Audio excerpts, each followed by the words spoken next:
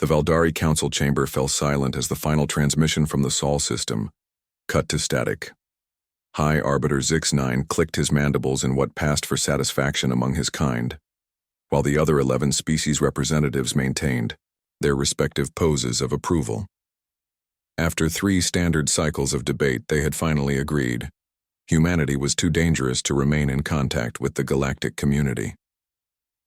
The quarantine barrier is now fully operational, announced Fleet. Commander Thek, his reptilian features betraying no emotion, no signals in or out. The humans are completely isolated. What they had witnessed from Earth's recent history justified their decision, at least in their collective minds. Humanity had taken only 50 years to go from primitive chemical rockets to faster-than-light travel. Their military conflicts, while brief, had demonstrated a tactical creativity and adaptability that made even the warlike Kriegan uncomfortable.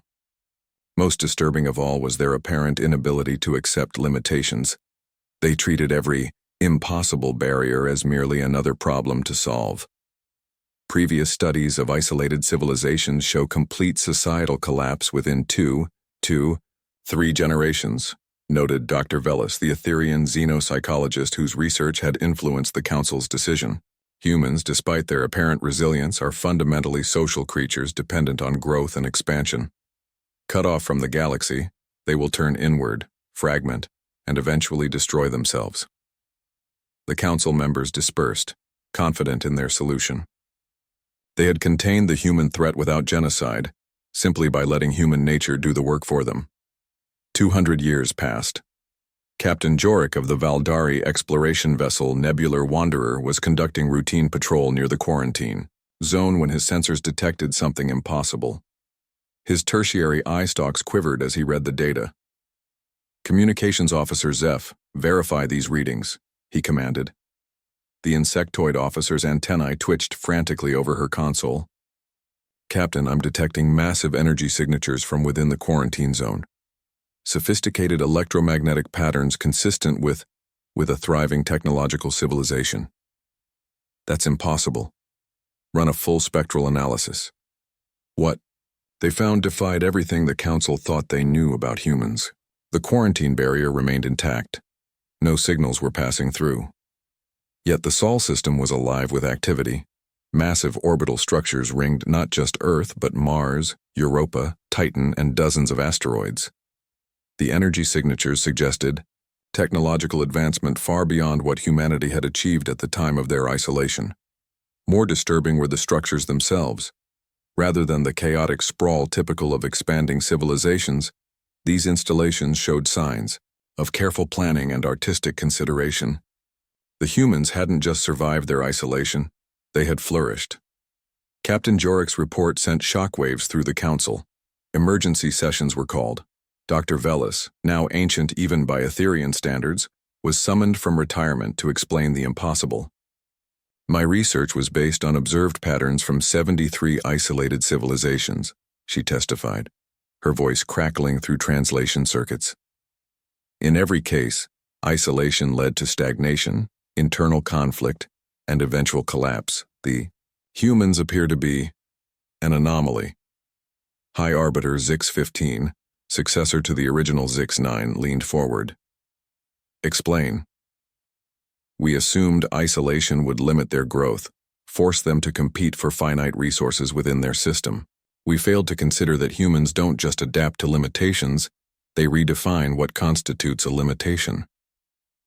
Further observation revealed the truth. Cut off from galactic trade routes and external resources, humanity had done something unprecedented. They had turned inward not in defeat, but in innovation. Unable to expand beyond their solar system, they had instead expanded their definition of habitable space. They had built rotating habitats in the asteroid belt, each one a small world, unto itself. They had carved cities into the moons of Jupiter and Saturn, created floating colonies in the upper atmospheres of gas giants, and somehow learned to extract resources from the very fabric of space itself through technologies the Council's scientists couldn't begin to comprehend. But technology wasn't even the most remarkable part. Intercepted internal communications, possible only through quantum resonance methods that bypass the quarantine barrier, revealed a society that had not fragmented as predicted, but had instead unified around shared challenges.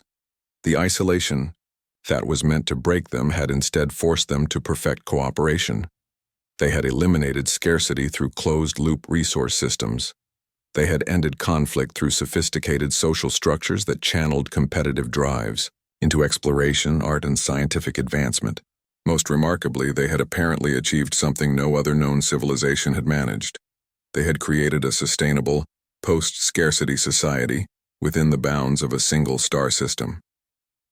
"They've turned a prison into a paradise," whispered Commander Thek, studying the latest reconnaissance data.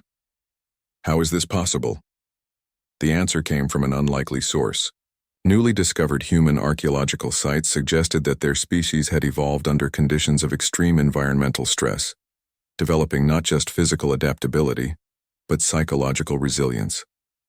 Where other species needed ever-expanding frontiers to maintain stability, humans had learned to find infinite frontiers within finite spaces. They explored inward as eagerly as they once explored outward. Their art had achieved complexity that rivaled their technology. Their philosophy had grappled with questions of meaning and purpose, until they had apparently found answers that satisfied them. They had become something the Council had never seen before, a mature civilization. The final Council meeting on the human question lasted for days. Some members argued for maintaining the quarantine indefinitely. Others suggested the humans might now be safe to contact. Their isolation had apparently taught them the patience and wisdom the Council felt they lacked. But as the debate raged, a new signal appeared at the edge of the quarantine barrier. It wasn't trying to break through, it was simply waiting. A message, broadcast on frequencies that would be familiar to the Council, in mathematical concepts, universal to all thinking beings.